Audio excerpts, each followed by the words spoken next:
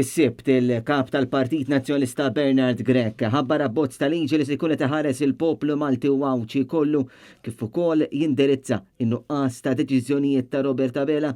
L-abbozz jinkludi dawn l-atti att li elenka d-dmirijiet tal-gvern fl-interess tal-ġid komuni dan ifisser li fil-Kostituzzjoni għandu jkun hemm elenkati dmirijiet tal-gvern bħala gwardjan tal-istat, kustodju tal-patrimonju tan-nazzjon u promotur tal-benesseri tas-soċjetà. Att li jipprovdi għad-dmirijiet ta' gvern interim f'dan il-perjodu ma tittieħed l-ebda deċiżjoni li torbot kabinet ġdid. Att li jistabilixxi uffiċċju ta' maġistrat inkwerenti speċjali kontra l-korruzzjoni li kollu is-setat kbar fil-ġlieda kontra il-korruzzjoni.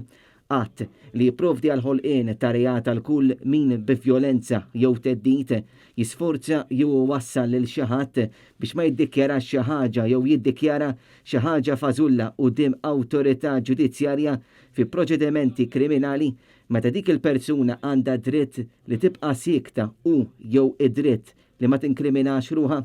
Att biex jipprovdi għal-ħolqien ta' reati minn uffiċjali pubbliku inkarigat bl-infurzar tal-liġi li doleżament jonqos minn dmiru.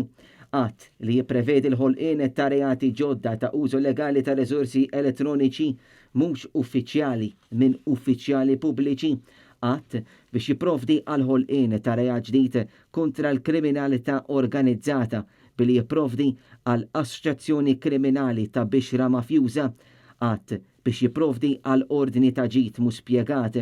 Il-qorti kriminali tista' fuq talba mresqa mill-Avukat Ġenerali toħroġ ordni ta' ġid mhux spjegat fir-rigward ta' kwalunkwe proprjetà jekk il-qorti tkun sodisfatta li kull wieħed mir-rekwiżiti għall-loti tad-dekret ikun sodisfatt. Att biex jipprovdi għal-ħolqien ta' reat ġdid għal min jabbuża mill-awtorità tal-uffiċċju tiegħu.